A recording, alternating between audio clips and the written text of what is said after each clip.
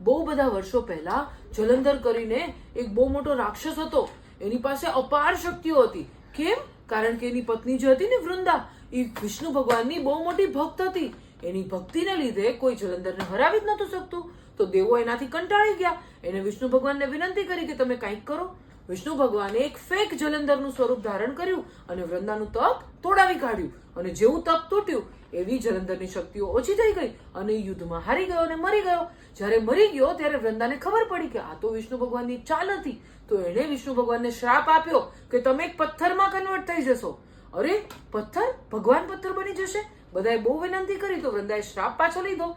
પણ ત્યારે વિષ્ણુ ભગવાને એને વચન આપ્યું કે તું હંમેશા મારી સાથે રહીશ. કઈ રીતે? જ્યારે પણ હું જમવા બેસીશ ત્યારે મને તારી સાથે જોડવામાં આવશે.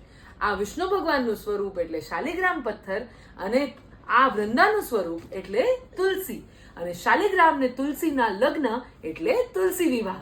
જ્યારે તુલસી વિવાહ થાય ને એ પછી જ લગ્નગાળાના બધા લગ્ન શરૂ થાય. આપણે પણ આ વખતે બહુ બધા લગ્નમાં જવાનું છે, પણ સૌથી પહેલા આપણે તુલસી વિવાહમાં જશું. તમે પણ તુલસી વિવાહના દર્શન જરૂરથી કરજો.